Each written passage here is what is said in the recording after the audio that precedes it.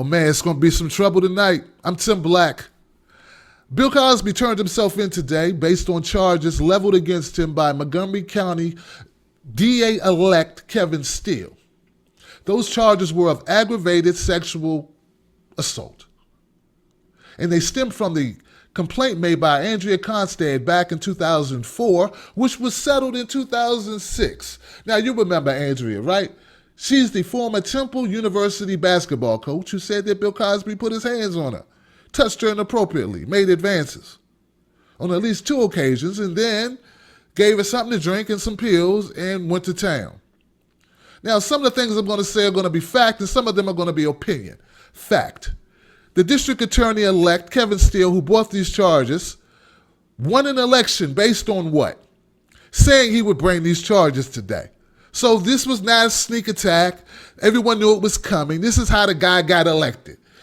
Basically, Kevin Steele said, pick me.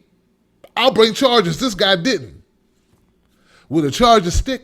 Who knows? Fact.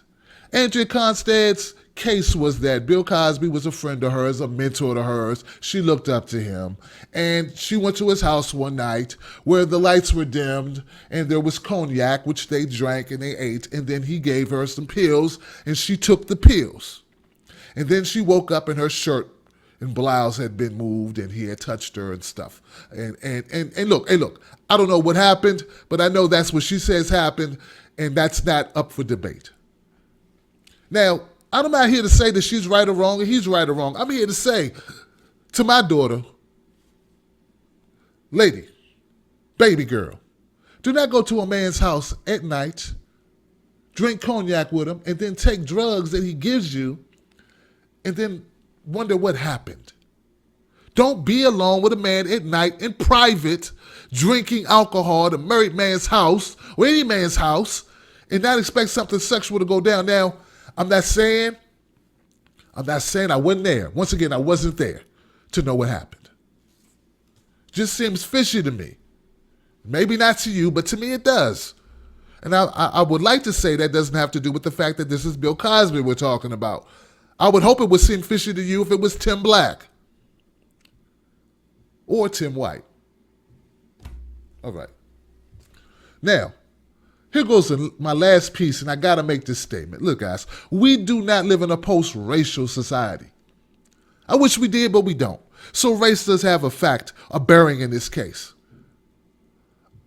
Whatever way this goes, however this turns out, I'm hoping at least my black people will have the ability to compartmentalize this whole thing, sort of like white folks do. You know how we got slaveholders on our money? We got streets named after slaveholders, and when we bring it up, they say, well, don't look at that. Just look at this, this part right here where we can celebrate them by focusing on the good they did.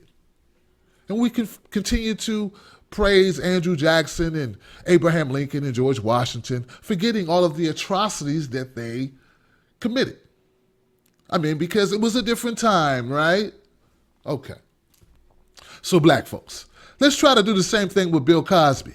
Let's try to compartmentalize this thing, in case it goes bad. And we'll be able to look at him and look at all the good things he did with The Cosby Show, Fat Albert, and other great works, and not focus solely on the negative aspects of Bill Cosby. I mean, white people do that all the time. And white people, you can feel free to join us in doing that with Bill Cosby the same way we've joined you in doing that with Andrew Jackson and Abraham Lincoln and all these other great people who have done horrible things or bad things. Now, I'm not saying Bill Cosby did anything. I don't know. Once again, I don't know. You don't know. But I would also like to add, just before I get out of here, and I know I said the last one was the last one. This is really the last one. A star gets to know a lot of people. Celebrities can meet tens and thousands of people. So there being 50 people saying that they had contact with Bill Cosby, that's not a crazy number if you consider he is a celebrity. To what extent he knew them and what happened, we won't know. But I find it funny Well, not funny, interesting.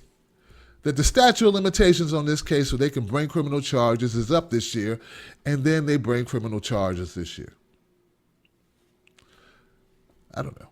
It just seems funny to me.